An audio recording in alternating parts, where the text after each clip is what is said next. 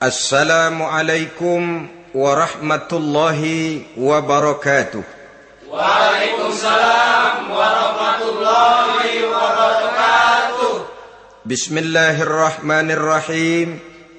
Alhamdulillahi rabbil alamin. Wassalatu wassalamu ala ashrafil anbiya'i wal mursalin, Sayyidina wa maulana Muhammadin wa ala alihi wa ashabihil mujahidin at-tahirin, amma ba'du. Saudara-saudara kaum muslimin rahimakumullah, agama mengajarkan bahwa di dalam melaksanakan segala macam pekerjaan hendaklah dilaksanakan dengan penuh hati-hati dan perhitungan. Dikatakan dalam pepatah, fit ta'annis salamah wa fil ajalatin nadamah. Di dalam keberhati-hatian itu ada keselamatan, dan di dalam sikap tergesa-gesa, di dalam sikap terburu-buru biasanya mengandung penyesalan. Tetapi ada 5 perkara yang malah memang harus dikerjakan secara buru-buru. Apa yang 5 perkara itu? Pertama, mengubur jenazah. Tidak baik kalau jenazah itu disemayamkan sampai 2-3 hari di rumah. Dan yang lebih baik, mengubur jenazah itu adalah di tempat di mana dia meninggal. Contohnya adalah baginda Nabi. Beliau kelahiran Mekah. Beliau wafat di Madinah, maka di Madinah itulah beliau dimakamkan, dan bukan di kota Mekah. Karena prinsipnya agama menginginkan kemudahan dan tidak menginginkan kesukaran. Hal kedua yang harus dikerjakan dengan segera ialah mengawinkan anak perempuan. Apabila kita mempunyai anak perempuan, sudah sampai usianya untuk memasuki ambang pintu pernikahan, dan dia sudah minta untuk dinikahkan, maka segeralah orang tua menikahkannya atau mengawinkannya. Sebab biasanya anak perempuan, apalagi di zaman sekarang, kalau tidak segera dikawinkan oleh orang tuanya, dikhawatirkan dia akan kawin sendiri. Dan itu tentu akhirnya akan merepotkan kedua orang tuanya.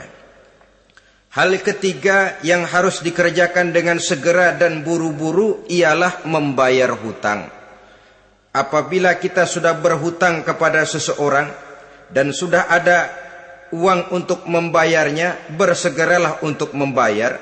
Sebab kalau ditunda besok, lusa, atau hari minggu depan, dikhawatirkan uangnya akan terpakai untuk kepentingan-kepentingan yang lain, dan hutang akan tetap tinggal hutang, tidak pernah terbayar adanya. Hal keempat yang harus disegerakan ialah menghidangkan makanan untuk orang musafir yang kebetulan menjadi tamu di rumah kita. Dan hal yang kelima yang harus dilakukan dengan buru-buru, dengan segera, bertaubat apabila mengerjakan perbuatan dosa. Hal kelima inilah yang akan kita bicarakan pada pertemuan kita kali ini, yaitu tentang taubat kepada Allah Subhanahu wa ta'ala. Taubat berasal dari kata-kata taba yatubu, yang isim masdarnya adalah taubatan. Artinya sama dengan roja'a yarji'u, ada ya'udu, pulang atau kembali. Bertobat maksudnya kembali dari yang dilarang oleh Allah. Kalau dalam perjalanan hidup ini kita suka menerjang larangan-larangan Allah, melaksanakan apa-apa yang dilarang olehnya, maka taubat artinya meninggalkan larangan-larangan itu dan kembali kepada apa yang diperintah oleh Allah Subhanahu wa ta'ala. Kenapa taubat ini harus disegerakan? Karena makhluk bernama manusia ini sulit melepaskan diri dari dosa dan salah. Nabi bersabda, kullu bani Adam khatta'un wa khairul khatta'ina tawwabun.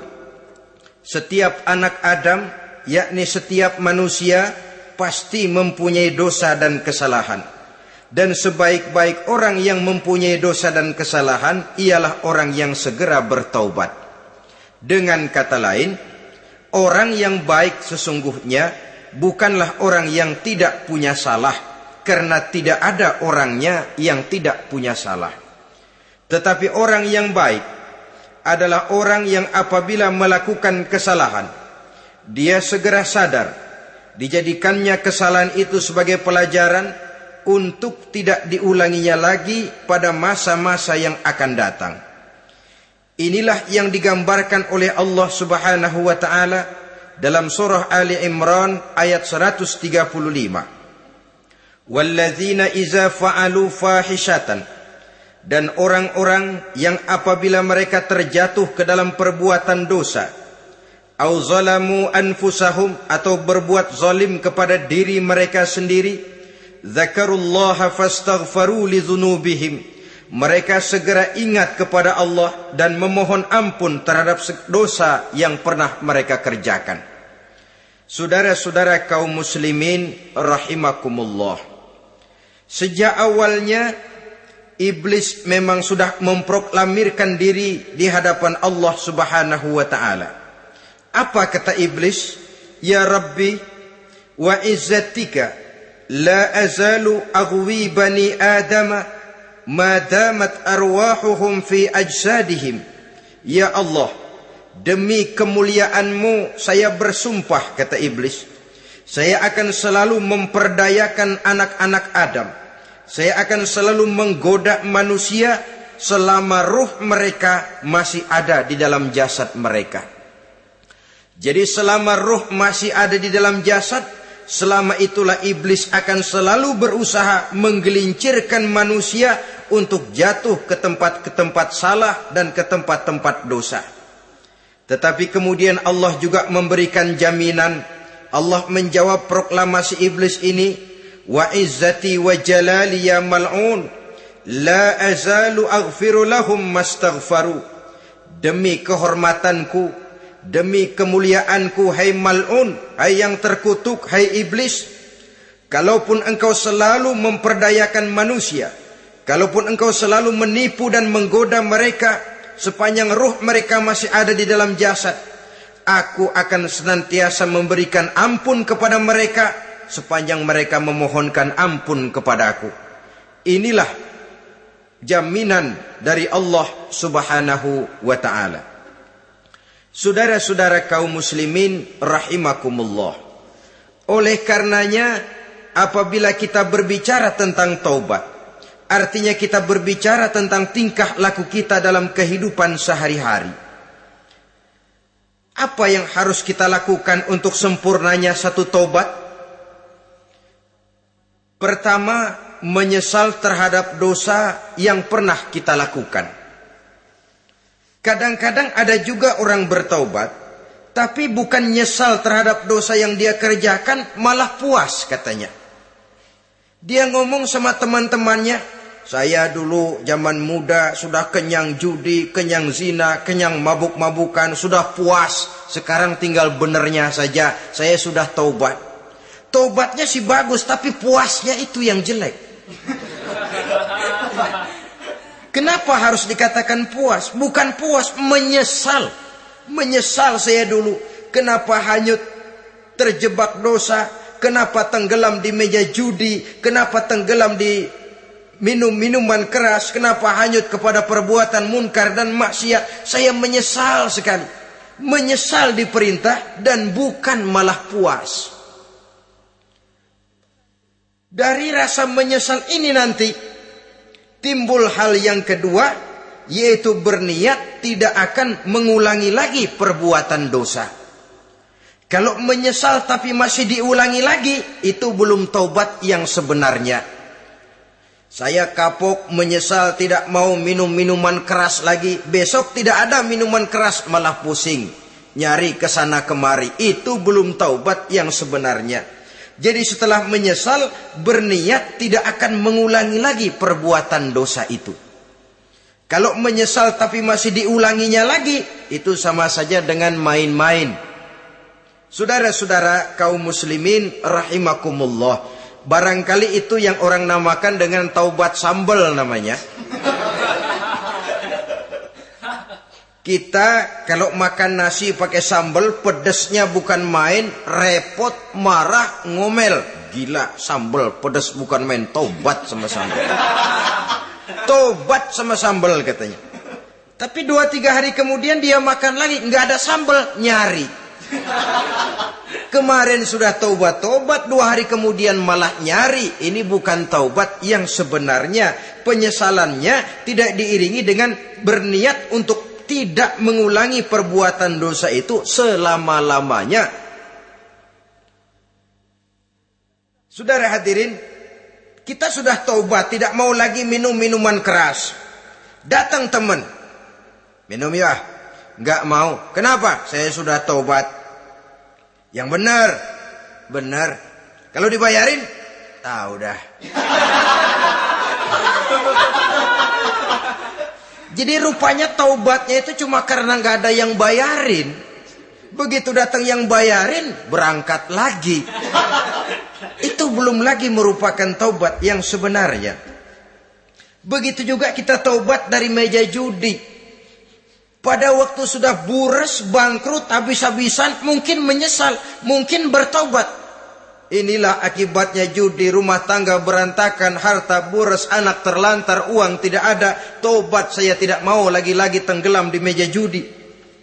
Pada saat kondisinya bangkrut, itu yang diucapkan. Tapi 2-3 hari, 4-3 minggu, 1 bulan kemudian rezekinya banyak, makmur lagi, usahanya maju lagi, lupa lagi dia kepada ucapan sebelumnya, akhirnya sedikit demi sedikit tenggelam kembali di meja judi. Ini pun belum merupakan taubat yang sebenarnya. Jadi untuk sempurnanya taubat, yang pertama menyesal terhadap dosa yang telah dilakukan, yang kedua berjanji tidak akan mengulangi lagi, kemudian yang ketiga meninggalkan perbuatan jahat itu untuk selama-lamanya. Dengan kata lain, kalau memang taubat tidak mau minum lagi, talak 3 itu minuman keras. Kalau memang niat tidak akan berjudi lagi, talak 3 itu segala macam bentuk perjudian, meninggalkan perbuatan jahat. Yang keempat, menunaikan semua fardu dan kewajiban. Sebab barangkali pada saat kita tenggelam dalam dosa, perintah-perintah Allah, jangankan yang sunnah, yang wajib saja sering kita lalaikan. Maka apabila diri telah berniat melaksanakan taubat, maka tunaikan semua kewajiban yang disyariatkan oleh agama kepada kita. Yang kelima, meminta halal kepada para lawannya dengan termasuk mengembalikan hak milik orang lain. Ini kalau menyangkut hukukul adamiyin atau hak-hak manusia. Jadi kalau kita berdosa kepada sesama manusia, Allah belum akan menerima taubat kita kalau kita belum minta maaf kepada yang bersangkutan. Adapun kalau kita sudah minta maaf tapi yang bersangkutan tidak mau memberikan maaf, itu urusan dia kepada Allah. Urusan kita adalah meminta maaf kepada yang bersangkutan. Hal yang keenam, mendidik atau melatih diri untuk bertaat kepada Allah. Sebagaimana kita dulunya telah melatih diri, memperturutkan diri untuk berbuat durhaka. Lalu memperbaiki yang dimakan dan yang diminum. Itu juga merupakan ciri dari orang-orang yang melaksanakan taubat kepada Allah Subhanahu wa ta'ala. Kemudian apalagi memperbanyak istighfar di dalam kehidupan. Disabdakan oleh Nabi, inna likulli da'in dawa'un wa dawa'u zunubi al-istighfar. Sesungguhnya segala macam penyakit tentu ada obatnya, dan obat dari segala macam dosa adalah istighfar. Saudara-saudara kaum muslimin rahimakumullah. Jadi kalau yang terdahulu merupakan perbuatan-perbuatan konkret, maka yang terakhir ini taubat dalam bentuk ucapan berupa memperbanyak istighfar, memohonkan ampun kepada Allah Subhanahu wa ta'ala. Mari kita lihat. Dalam teladan hidup kita, manusia yang hatinya paling bersih, tidak lain adalah Rasulullah sallallahu alaihi wasallam. Beliau sudah mendapat jaminan ampun dari seluruh dosa. Liyaghfir lakallahu ma taqaddama min zambika wa ma ta'akhkhar, kata Allah. Muhammad, dosamu yang dahulu, dosamu yang sekarang, dosamu yang akan datang jikalau memang ada, seluruhnya sudah mendapat jaminan ampun dari Allah. Tetapi coba lihat dari sejarah perjalanan hidup yang mulia ini. Sungguh pun beliau sudah nyata-nyata mendapat jaminan ampun dari Allah. Beliau mengatakan, ayyuhan nas, tubu ilallah, fa inni atubu fil yaumi mi'ata marrah. Wahai manusia, bertaubatlah kepada Allah. Maka sesungguhnya saya, kata beliau, dalam satu hari bertaubat 100 kali kepada Allah. Dalam riwayat yang lain, sab'ina marrah, 70 kali beliau mengucapkan istighfar minimalnya dalam sehari semalam. Orang yang sudah nyata-nyata mendapat jaminan ampun dari Allah ini, satu hari satu malam istighfarnya minimal 70 kali. Apatah lagi kita yang nyata-nyata belum mendapat jaminan ampun dari Allah. Di dalam satu hadis diriwayatkan bahwa iblis laknatullah alaih pernah berkata, ahlaktun nasa bizzunubi wal ma'asi. Aku rusak dan aku hancurkan kehidupan manusia dengan dosa dan dengan segala macam perbuatan maksiat. Iblis menghancurkan manusia dengan menanamkan kegemaran berbuat dosa dan menanamkan kesukaan untuk bergelimang dalam dunia maksiat. Tetapi kemudian iblis mengakui, wa ahlakuni bila ilaha illallah wal istighfar. Tetapi kemudian terbalik, manusia menghancurkan aku dengan kalimat la ilaha illallah dan dengan istighfar, yakni mengucapkan astaghfirullahal azim. Inilah senjata pemungkas menghadapi upaya iblis untuk menghancurkan manusia. Kalau iblis menghancurkan manusia dengan perbuatan dosa, dengan menenggelamkan manusia ke dalam perbuatan-perbuatan maksiat, hendaknya kita sadar. Pada saat kita terdorong untuk melakukan perbuatan dosa, kita lalu sadar inilah perangkap iblis untuk membinasakan saya. Pada saat kita terjebak ke dalam perbuatan maksiat dan munkarat, ingatlah baik-baik, inilah perangkap iblis untuk merusak dan membinasakan saya. Maka hancurkan perangkap iblis, hancurkan tipu daya dan usaha iblis itu dengan apa? Dengan kalimat la ilaha illallah dan dengan memperbanyak istighfar.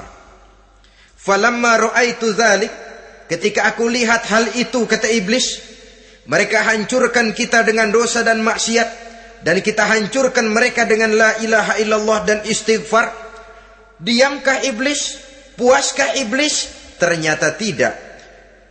Apabila aku lihat usaha manusia itu, ahlaktuhum bil huda, ahlaktuhum bil hawa, wahum yahsabuna annahum muhtadun.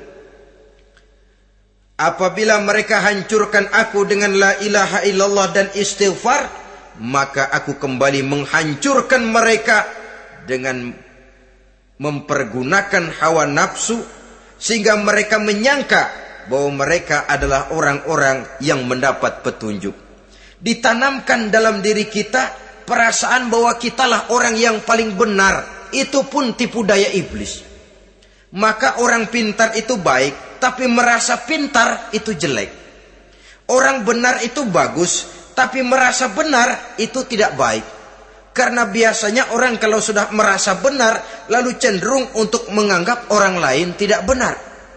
Kalau sudah begitu, dia akan mengklaim diri, sayalah orang yang paling benar, yang lain tidak benar semuanya. Itu termasuk perangkap iblis juga, setelah kita gempur mereka dengan kalimat tahlil dan dengan kalimat istighfar.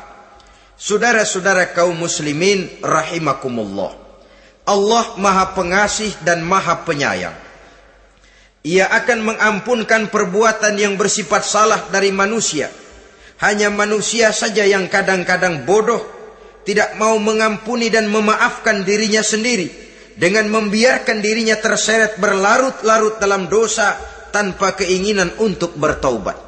Sepanjang nafas belum sampai di tenggorokan, sepanjang matahari masih terbit di sebelah timur dan terbenam di sebelah barat, sepanjang itu Allah masih akan menerima taubat seorang hamba. Innallaha yaqbalu taubatal abdi ma lam yugharghir. Allah akan senantiasa menerima taubat seorang hamba sebelum nafasnya sampai di tenggorokan. Apabila nafas sudah sampai di tenggorokan, maka taubat sudah terlambat adanya. Lalu yang konkret di dalam kehidupan ini, apa ciri-ciri dari orang yang melaksanakan taubat itu? Seorang ahli hikmah berkata, pertama, orang yang taubat itu kelihatan bahwa dalam kehidupan ini dia mampu menjaga lidahnya dari ucapan yang berlebih-lebihan, dari ucapan yang tidak ada manfaatnya, dari ucapan yang mengandung dosa, namimah, mengadu domba, dan ucapan-ucapan yang merugikan orang lain. Orang yang taubat kelihatan dari lidahnya. Ini yang konkret. Yang kedua, orang yang taubat itu cirinya tidak ada lagi rasa dengki di hatinya. Tidak ada keinginan untuk membenci dan memusuhi orang lain. Kenapa? Dia sudah sibuk memikirkan kekurangan dirinya sendiri. Sehingga tidak ada waktu lagi untuk mengorek-ngorek, mencari-cari aib dan kekurangan pada diri orang lain. Ini makna ucapan Nabi, tuba liman syaghalahu aibuhu an uyubin nas. Beruntunglah orang yang kekurangan pada dirinya menyebabkan dia cukup sibuk sehingga tidak sempat mencari-cari dan mengorek-ngorek aib dan kekurangan orang lain. Berbeda dengan orang yang masih jauh dari sikap taubat. Selalu berusaha mencari dan mengorek-ngorek kekurangan orang lain, sementara aib dan kekurangan dirinya diumpetin.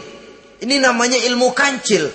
Orang lain disorotin, dia ngaling, ngumpet. Kerjaannya apa? Monten orang lain saja. Dia sendiri tidak mau diponten dan tidak mau memonten dirinya.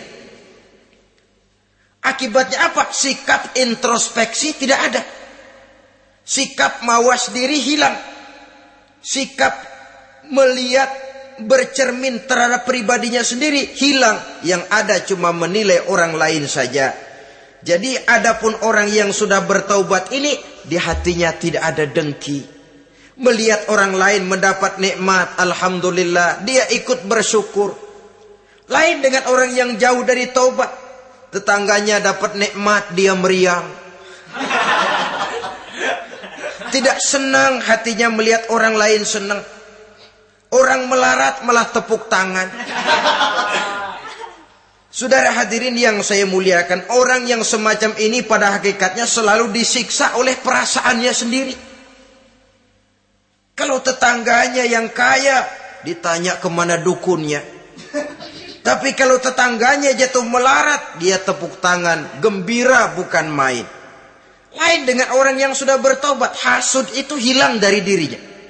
So hasud inilah yang akan memakan kebaikan yang kita kerjakan. Kata Nabi, hasud itu bisa memakan kebajikan seperti api memakan kayu bakar. Allahu Akbar. Puasa kita, zakat kita, sholat kita, habis keropos dimakan oleh sifat hasud. Tidak terasa, tapi begitu kita punya sifat dengki kepada orang lain, maka sholat kita dimakan oleh dengki tadi. Puasa kita dimakan oleh dengki tadi. Segala macam kebaikan yang kita kerjakan dimakan oleh si dengki tadi. Seperti api memakan kayu bakar, cepat sekali. Itulah sebabnya bagaimanapun banyak kebaikan yang sudah kita kerjakan, jangan bangga dan jangan lalai. Sebaliknya, bagaimanapun besar dosa dan kesalahan yang pernah kita lakukan, jangan putus asa dari rahmatnya Allah Subhanahu wa ta'ala. Jadi yang kedua, ciri orang yang bertobat, di hatinya tidak ada dengki dan tidak ada rasa ingin memusuhi orang lain. Dia berhadapan dengan setiap orang dengan modal husnuzon, baik sangka kepada Allah. Tidak a priori. Kadang-kadang ada orang ketemu saja baru tapi sudah punya rasa jelek. Diperturutkannya suuzonnya. Yang ketiga, ciri orang bertaubat itu menjauhkan diri dari pergaul dengan orang-orang jahat. Sebab kita tahu bahwa pergaulan sangat besar pengaruhnya dalam ikut membentuk kepribadian manusia. Asyariku wa fi syarri syarrun. Bersekutu dengan kejahatan biasanya ikut jadi jahat. Walaupun secara langsung tidak melakukan kejahatan, tapi sudah termasuk dalam jamaah yang jahat juga namanya. Saudara-saudara kaum muslimin, bukan berarti orang yang taubat lalu tidak mau bergaul itu juga mencerminkan keangkuhan diri.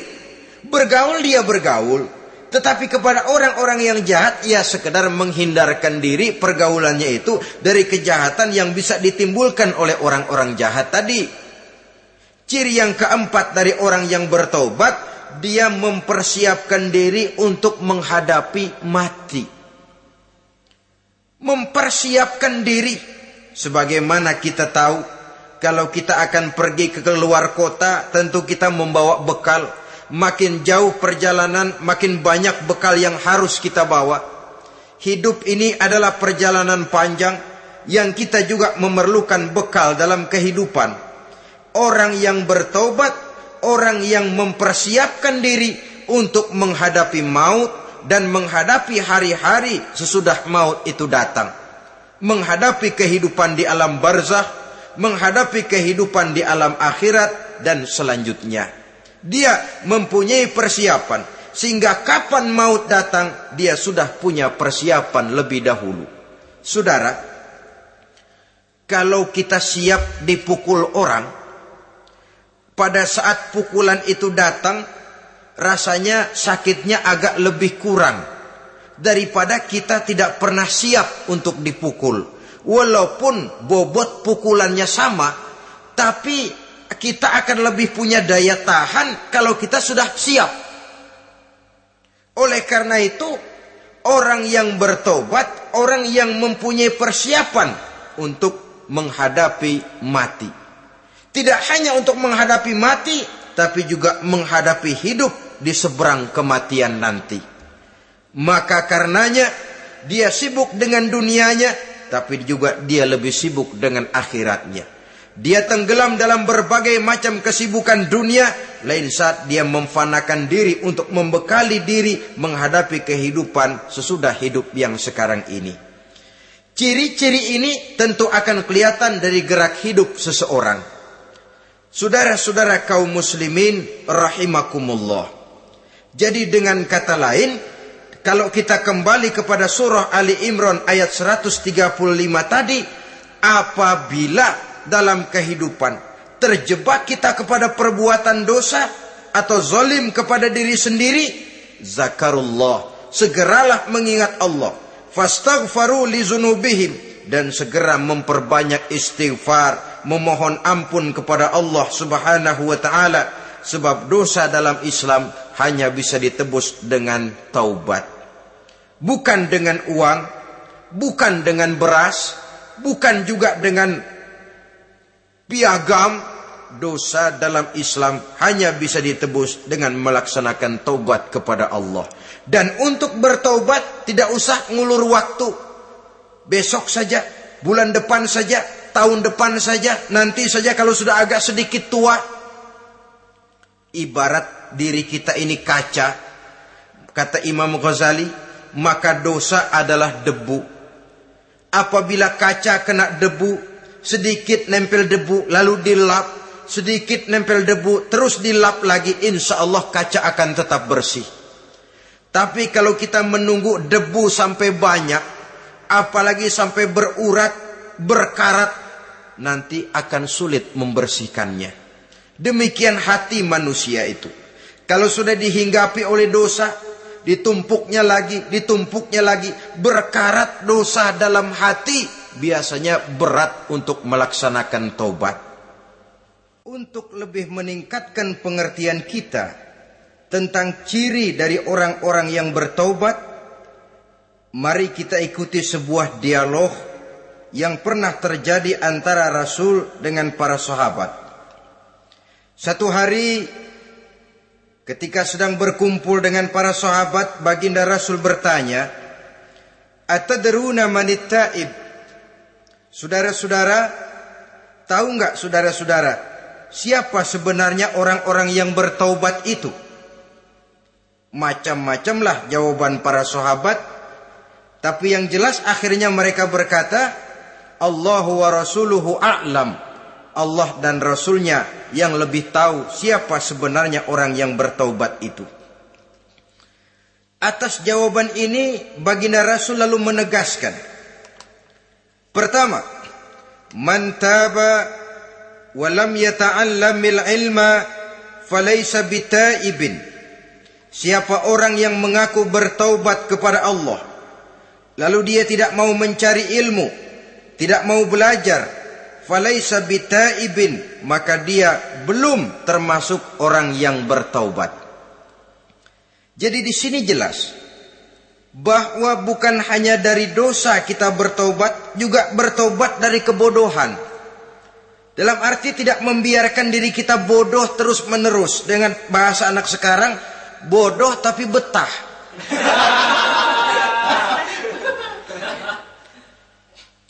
Orang yang mengaku bertaubat tapi tidak menggali ilmu, tidak mau belajar, tidak mau mencari ilmu, tidak hadir di mana majelis taklim, belum dianggap taubat yang sebenarnya. Jadi grafik orang yang taubat itu kelihatan dari kesungguhannya mencari ilmu, menghadiri majelis taklim, menghadiri kuliah-kuliah, ceramah-ceramah dan diskusi-diskusi keagamaan. Rakus dia dengan ilmu pengetahuan agama, sehingga dengan ilmunya taubatnya semakin mantap. Ini ciri yang pertama.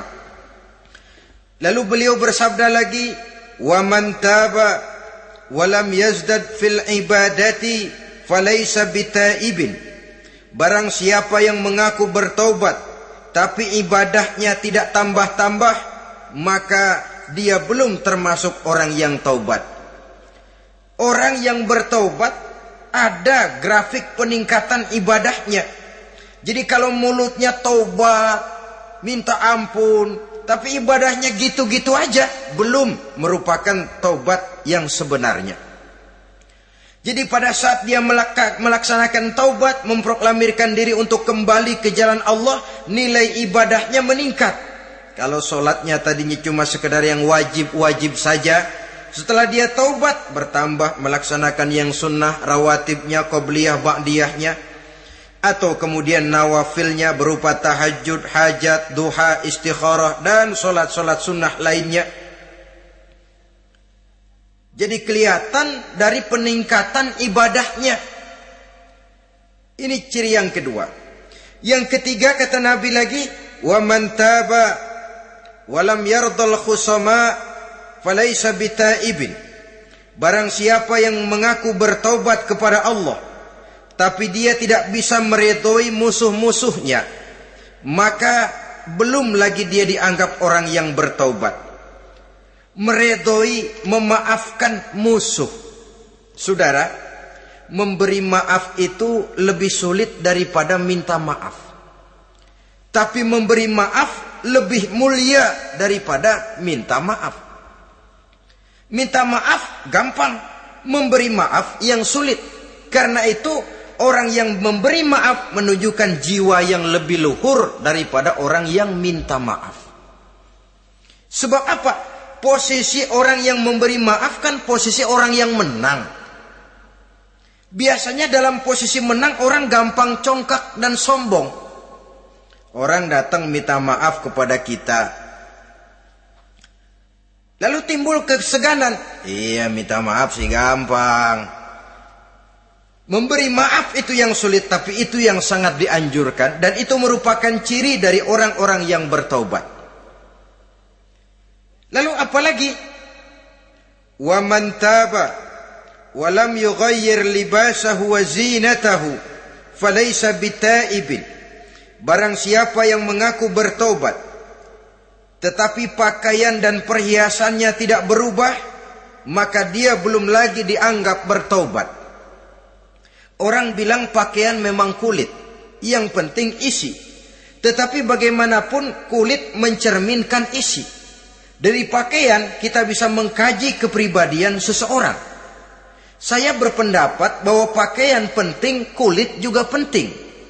Kulit penting, isi penting. Kulit tanpa isi tidak ada artinya. Isi tanpa kulit juga meragukan orang. Wah, yang penting kan isinya, kulitnya gimana saja. Saya mau tanya, saudara dapat duren di jalanan, isi aja nggak ada kulitnya. Kira-kira dimakan nggak duren itu? Paling kurang akan menimbulkan keraguan. Jangan-jangan sudah dicampur racun ini. Jadi dengan demikian orang yang bertaubat ini kelihatan dari cara berpakaian, cara berhias diri, tidak over. Dia kembali kepada fungsi berpakaian. Dalam Islam kan sesungguhnya fungsi pakaian itu yang paling utama. Pertama, nutup aurat. Itu ukurannya. Yang kedua, pantas. Yang ketiga, baru soal mode. Di zaman kita sekarang terbalik. Mode nomor 1, pantas belakangan, nutup aurat apa tidak nomor 16. Kalau sudah mode, kita kekira kekurangan pertimbangan. Ini buat saya pantas apa tidak, ini menutup aurat apa tidak. Kita balik. Padahal fungsi berpakaian dalam Islam tujuan utamanya pertama nutup aurat. Biar modenya mutaakhir, ciptaan Pierre Cardin sekalipun, kalau memang tidak nutup aurat, ya hukumnya masih belum berpakaian. Atau juga ukuran yang kedua, pantas. Yang orang lain pantas kita pakai, belum tentu kita pantas. Kita kadang-kadang kehilangan pertimbangan. Lihat iklan bintang film memakai pakaian yang begini bagus, lalu kita pakai saja. Ya tentu namanya bintang film. Kadang-kadang pakaian untuk show dipakai buat kondangan. Akhirnya habis sekampung orang nonton dia. Ya nggak pantas toh, nggak wajar. Saudara hadirin yang saya muliakan, orang yang bertobat kelihatan dari pakaian dan perhiasannya. Kalau sudah memakai perhiasan, ya sekedarnya saja.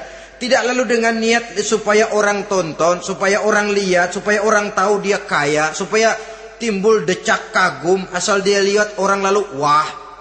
Kalau sudah diwahi lalu senang. Saudara hadirin yang saya muliakan,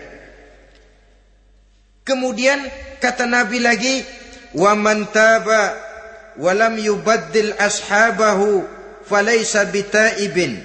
Siapa yang mengaku bertaubat tapi pergaulannya dari itu ke itu saja, seperti itu juga, tidak mengalami perubahan, maka dia belum lagi dianggap bertaubat. Kalau taubat kita dari judi, jangan bergaul lagi dengan penjudi. Dalam arti jangan berkumpul di majelis judi. Ah, saya sih udah tobat nggak main judi, tapi ngumpulnya di situ terus. Ya bagaimana? Pada akhirnya toh akan terseret juga. Saudara hadirin yang saya muliakan, jadi dengan demikian lingkungan juga sangat besar pengaruhnya dalam kriteria orang yang bertaubat. Selanjutnya Nabi bersabda, wa man taba walam yughayyir khuluquhu falaysa bitaibin. Siapa yang mengaku bertaubat tapi akhlaknya, budi pekertinya tidak mengalami perubahan, maka orang itu pun belum dianggap bertaubat. Ini juga konkret. Orang yang bertaubat kelihatan dari akhlaknya. Kalau kemarin sama orang tua songong, kurang ajar, nyelongcong, maka setelah taubat dia berakhlak kepada orang tua. Kalau kemarin kepada anak muda menindas, tidak senang kepada anak muda yang maju, setelah dia taubat dia bisa menyayangi kepada anak-anak muda. Akhlak ini lain dengan adat, istiadat. Adat biasanya hanya memandang yang lahir, sedangkan akhlak zahir batin dipandang. Contoh, seorang anak muda kalau lewat di depan orang tua membungkukkan badan, menurut adat dia sudah sopan. Tapi menurut akhlak belum tentu berakhlak. Tergantung kepada niatnya apa membungkukin badan. Permisi apa ngina. Kan mungkin saja orang membungkukan badan lewat di depan aki-aki karena menghina sebab aki-aki itu badannya udah bungkuk. Jadi gerakan zohir yang baik, yang diiringi dengan niat yang baik, itulah cerminan daripada akhlak. Kalau adat terlepas dari soal niat. Asal zohirnya sudah oke, menurut adat, oke dia beradat. Niatnya apa? Adat tidak pernah menilai. Maka orang yang bertaubat pun kelihatan dari akhlaknya. Dan akhlak itu adalah keseluruhan tingkah hidup manusia. Cara berjalan ada akhlak, cara makan ada akhlak, cara duduk ada akhlak, cara tidur ada akhlak. Sehingga pantas ketika Siti Aisyah ditanya, Aisyah, Rasulullah itu akhlaknya apa sih? Beliau menjawab, karena Rasulullah khuluquhul Quran. Rasulullah itu akhlaknya Quran. Sehingga di kalangan ilmuwan lalu ada ungkapan bahwa Nabi Muhammad adalah Quran berjalan. Maksudnya seluruh konsepsi Quran sudah diterjemahkan dalam kehidupan Nabi. Maka tidak heran kalau Islam mengatur kehidupan manusia sejak yang sekecil-kecilnya sampai yang sebesar-besarnya. Cara berpakaian ada akhlaknya, kan begitu toh dalam Islam. Saudara diri di depan kaca, ngaca, ada akhlaknya, ada bacaannya. Allahumma kama hassanta khalqi fahassin khuluqi. Sampai saudara masuk ke dalam WC sekalipun ada akhlaknya. Karena akhlak adalah keseluruhan gerak hidup manusia. Orang yang bertobat kelihatan dari perubahan akhlaknya. Kemudian beliau bersabda, "Wa man taba wa lam yatwi firashahu wa bisatahu falaysa bitaibin." Siapa orang yang mengaku bertaubat tetapi dia tidak menggulung tempat tidur dan spraynya, maka dia belum dianggap bertaubat. Ini bahasa kinayah. Menggulung spray, melipat tempat tidur artinya lebih banyak ibadahnya daripada tidurnya.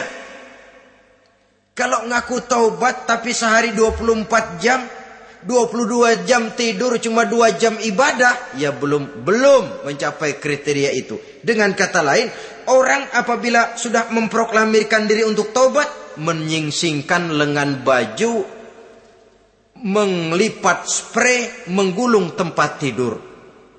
Bukan berarti dia tidak tidur-tidur, tetapi bersiap diri untuk melaksanakan ibadah yang pada saat dia terjebak dalam dosa, sudah banyak ibadah yang ditinggalkannya. Saudara-saudara kaum muslimin rahimakumullah. Kemudian beliau bersabda pula, "Wa man taba wa lam yatasaddaq falaysa bitaibin."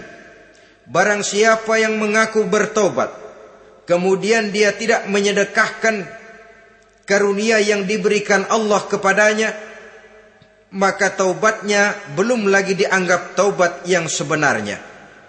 Faman istabana minal abdi hazihil khisal fahuwa taibun haqqa. Apabila nyata tanda-tanda ini pada diri seorang hamba, maka barulah taubatnya dinamakan taubat yang sebenarnya. Jadi untuk taubat itu ada 2 jalan yang bisa kita tempuh. Pertama, taubat dengan lisan. Taubat dengan ucapan. Dalam artian apa? Memperbanyak istighfar. Istighfar yang mana? Yang mana yang mungkin saja. Kalau waktunya sempit ya istighfar yang pendek-pendek. Astaghfirullah, astaghfirullah, astaghfirullah. Mau yang lebih panjang, astaghfirullahalazim allazi la ilaha illa huwal hayyul qayyum wa atubu ilaih min jami'il ma'asi waz zunub la haula wala quwwata illa billahil aliyyil azim. Ada waktu yang lebih panjang lagi membaca sayyidul istighfar. Tiap kali berbuat jahat, tiap kali diiringi dengan istighfar. Nah, ini yang bisa runtuh dengan istighfar ini dosa apa? Dosa yang ringan, dosa yang biasanya dilakukan oleh panca indera kita. Mata, Ini dosa mata, insya Allah bisa runtuh dengan istighfar. Ngelihat yang haram, cepat nunduk. Astagfirullah. Habis nunduk, jangan ngeliatin lagi. Kadang-kadang ngelihat nunduk, istighfar, melotot lagi, istighfar lagi.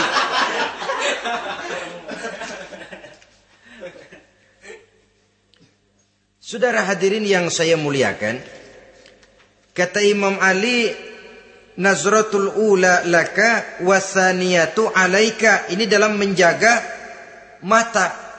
Pandangan pertama rezekimu kelihatan, namanya kelihatan kan rezeki. Pandangan pertama rezekimu, ulangannya dosamu. Ulangannya ini yang bisa membawa dosa. Dosa karena lidah, mengucapkan kata-kata yang menyakitkan orang. Dengan istighfar, insya Allah runtuh. Adapun dosa-dosa besar lainnya, tentu harus dengan perbuatan. Tidak cukup dengan sekedar istighfar saja. Perbuatannya apa? Itulah seperti yang sudah saya sampaikan pada ciri-ciri orang yang bertaubat tadi. Oleh karenanya, beruntunglah kita masih diberikan umur oleh Allah. Sehingga segala dosa dan kesalahan yang kita lakukan, kita masih punya kesempatan untuk mengadakan pemutihan, bertaubat kepada Allah. Nah, apa kemudahan yang diberikan Allah kepada orang yang melazimkan istighfar di dalam hidupnya? Pertama, kata Nabi, man lazimal istighfar, siapa orang yang melazimkan, membiasakan diri istighfar, diberikan keistimewaan oleh Allah. Pertama, ja'alallahu lahu min kulli dhikin makhraja. Allah akan memberikan jalan keluar untuknya dari segala macam kesulitan. Hidup ini kan problem. Makin tinggi status sosial, makin banyak urusan. Urusan akan selesai apabila hidup di dunia selesai. Kita menyangka orang lain lebih enak dari kita, padahal tiap orang punya urusan. Yang namanya enak barangkali persis seperti pelangi biang lala itu. Tidak pernah di atas kepala kita, di atas kepala orang lain saja. Begitu kita memandang keenakan dalam hidup ini. Petani bilang pedagang enak, pedagang bilang petani enak. Tapi begitulah keenakan itu. Orang yang melazimkan istighfar, dia akan diberikan jalan keluar dari segala macam kesulitan. Menurut perhitungan otak, didlek, buntu, tidak sanggup lagi, entah bisa terwujud dan terlaksana. Allah memberikan jalan keluar dari segala kesulitan. Saudara, kalau Allah sudah memberikan jalan keluar dari kesulitan, siapa lagi yang bisa bikin sulit kita? Kalau Allah yang memberikan jalan keluar, everything is running well katanya. Semua urusan bisa jalan dengan lancar. Tapi tanpa istighfar, jauh kita dari Allah. Jalan yang sudah lapang pun bisa jadi sempit. Urusan yang sudah nyata akan selesai pun bisa jadi injelimet. Dan jalan yang tadinya tidak berliku-liku pun bisa berliku-liku. Ini faktor yang di luar perhitungan matematis. Kita tidak mampu, Allah maha mampu. Menurut akal kita tidak mungkin. Kalau Allah mau, tidak ada yang tidak mungkin. Saudara-saudara, ini fasilitas pertama. Orang yang gemar istighfar diberikan jalan keluar dari segala macam kesulitan. Yang kedua, wa min kulli hammin faraja, diberikan kegembiraan dari setiap kesusahan yang dihadapinya. Ada saja faktor-faktor yang mendatangkan kegembiraan, yang mendatangkan refreshing di dalam kehidupannya. Sehingga dia tidak lalu merasa jalannya buntu, tidak merasa kesulitannya tidak pernah terselesaikan. Dan yang ketiga, fasilitas yang diberikan Allah kepada orang yang gemar istighfar, wa razaqahu min haitsu la yahtasib. Allah akan memberikan kepada mereka rizki dari jalan yang tidak pernah mereka sangka-sangka. dari jalan yang tidak pernah mereka perkirakan sebelumnya. Saudara-saudara kaum muslimin rahimakumullah. Inilah fasilitas ketiga yang diberikan Allah kepada orang yang gemar istighfar. Rizkinya datang dari jalan yang tidak disangka-sangka. Sebab rizki ini juga termasuk hal gaib. Dan jangan lupa, ar-rizku bimakna al-ata hissiyan kana au ma'nawiyan. Rizki adalah pemberian baik yang konkret maupun yang abstrak. Kita sering membatasi pengertian rezeki, maka rezeki kita jadi sering terbatas. Menurut kita kan yang namanya rezeki cuma duit saja. Kalau bukan duit bukan rezeki. Padahal semua karunia Allah itu rezeki. Umur rezeki, istri rezeki, anak rezeki, pangkat dan jabatan rezeki, termasuk duit juga rezeki. Tapi dalam kebiasaan kita rezeki cuma duit. Begitu duit seret kita anggap rezeki macet. Maka akhirnya kita tidak bersyukur kepada Allah. Padahal mungkin di sektor duit macet, tapi rezeki dari segi lain, ilmu barangkali tambah, wibawa naik, pangkat naik, anak tambah, itu juga merupakan rezeki. Saudara-saudara kaum muslimin rahimakumullah, orang yang gemar istighfar ini diberikan rezeki dari jalan yang tidak disangka-sangkanya. Dibukakan perbendaharaan Allah untuknya, sehingga rezekinya datang dari cara yang tidak disangka-sangka. Allah Maha Kaya. Kalau dia mau, la mani'a lima a'taita wa la mu'tiya lima mana'ta. Tidak satu kekuatan pun yang mampu mencegah apa yang hendak diberikan Allah, dan tidak satu kekuatan pun yang sanggup memberikan apa yang dicegah oleh Allah Subhanahu wa taala. Ini keistimewaan yang diberikan Allah kepada mereka yang gemar beristighfar di dalam kehidupan ini. Jangan lagi berpikir, gue sih gak punya dosa, istighfar amat. Sombong, saudara-saudara. Manusia itu lebih baik merasa banyak dosa daripada merasa tidak punya dosa. Tanda orang bahagia, kata Nabi 4. Pertama, orang yang selalu ingat kepada kesalahan yang pernah dia lakukan. Itu orang bahagia. Selalu ingat kepada kesalahan yang pernah dilakukannya. Sehingga pada saat akan melakukan kesalahan yang baru, dia mikir-mikir. Dosa gue yang kemarin udah 3 keranjang, nih nambah lagi.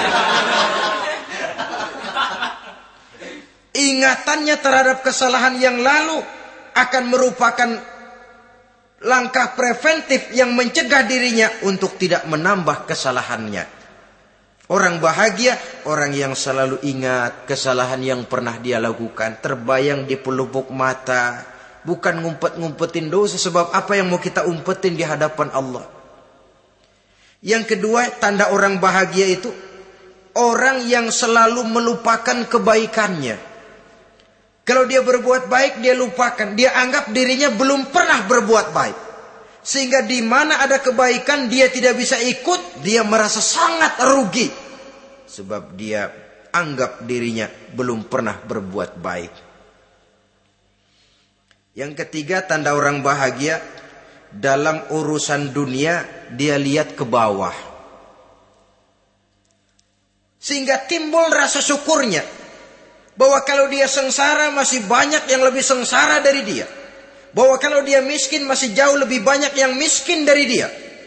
Bahwa kalau dia menemui kesulitan masih banyak yang jauh lebih sulit dari dia. Dengan cara itu jiwanya akan lapang, hidupnya akan tenang, dan dia tidak pernah ingkar kepada nikmat yang diberikan Allah. Sebaliknya yang keempat, tanda orang bahagia itu dalam urusan akhirat dia lihat ke atas. Dunia lihat yang bawah, akhirat lihat yang atas. Kalau dia bisa sholat, kenapa saya tidak? Kalau dia sanggup puasa, kenapa saya tidak? Kalau dia bisa baca Quran, kenapa saya tidak? Timbul panas, nyontoh ibadah mendatangkan kebahagiaan. Rakus ibadah malah dianjurkan, rakus dunia malah tercela.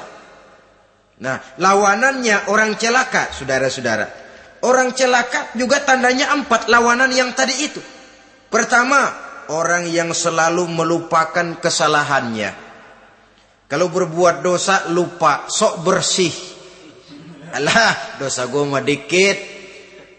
Saudara hadirin yang saya muliakan, orang yang selalu melupakan kesalahan, menganggap dirinya bersih, akhirnya kalau ingin berbuat dosa nggak dimikir-mikir. Tidak ada lagi yang ditimbang-timbang. Selanjutnya, yang kedua, orang celaka itu orang yang selalu mengingat kebaikannya. Akhirnya apa? Timbul sifat nepuk dada, membanggakan jasa. Lahirlah pahlawan-pahlawan kesiangan. Selalu membanggakan diri, nepuk dada. Kalau enggak saya, kalau enggak saya. Itu masjid, kalau enggak saya. Itu pesantren, kalau enggak saya. Itu umat, kalau enggak saya. Kalau enggak saya. Memangnya kalau enggak sampean kenapa? Orang yang celaka adalah orang yang selalu menghitung-hitung kebaikan yang pernah dikerjakannya. Keikhlasannya kurang, makin dia hitung, makin kurang nilai pahalanya itu. Makanya kalau berbuat baik, ya anggap saja buang sampah, gak usah ditengok-tengok, gak usah diingat-ingat, dan gak usah mengharap orang yang kita tempat berbuat baik akan membalas kebaikan. Saudara hadirin yang saya muliakan, yang ketiga, tanda orang celaka dalam urusan dunia ngelihatnya ke atas. Panasnya timbul. Syirik dan dengkinya naik. Rakusnya jadi.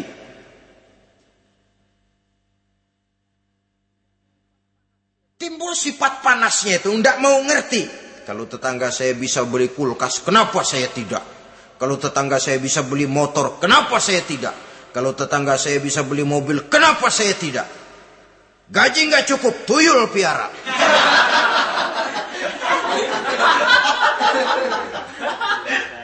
Orang itu kalau sudah didorong oleh rakus kan bisa jadi menghalalkan segala macam cara untuk mencapai tujuan. Dibakar oleh sifat tamak dan rakus bin serakah. Nah, kalau sudah didorong oleh rasa rakus, yang segera tersingkir pertama rasa malu. Orang kalau sudah rakus nggak ada malunya, rasa malunya hilang. Padahal syarat jadi orang itu kan kalau punya rasa malu. Nggak punya rasa malu, kurang syarat jadi orang. Akan bagaimana jadinya masyarakat, bahkan bangsa dan negara, kalau rakyatnya sudah tidak punya rasa malu. Yang kedua, rasa takut hilang, terutama takut kepada Allah. Sirna sama sekali. Sudah tujuan menghalalkan cara. Yang keempat, tanda orang celaka dalam urusan akhirat, lihatnya malah ke bawah. Kenapa kamu enggak sholat? Itu Bapak Ano yang tuaan, enggak, saya enggak lagi. Kenapa ngelihatnya mesti kepada yang begitu? Sehingga lalu tidak ada gairah untuk mencontoh. Saudara-saudara kaum muslimin rahimakumullah, walaupun serba singkat oleh karena terbatasnya ruang pembicaraan ini, mudah-mudahan bisa memberikan gambaran sepintas tentang ciri-ciri orang yang bertaubat. Dengan harapan, marilah kita menjadi orang yang bertaubat sebenarnya, dengan ciri menyesal terhadap dosa yang pernah kita lakukan, meninggalkan perbuatan jahat, dan berjanji tidak akan mengulangi lagi perbuatan jahat itu. Kalau dia menyangkut hak-hak manusia, maka hak itu harus kita kembalikan, dan kepada yang bersangkutan kita harus meminta maaf. Apabila ditambah dengan kegiatan lisan, memperbanyak istighfar dalam kesempatan yang mungkin di sepanjang perjalanan hidup ini. Ini sajalah yang kita bicarakan pada pertemuan kali ini. Terima kasih atas segala perhatian. Mohon maaf atas segala kekurangan. Usikum wa nafsi bitaqwallah. Wassalamualaikum warahmatullahi wabarakatuh. Waalaikumsalam.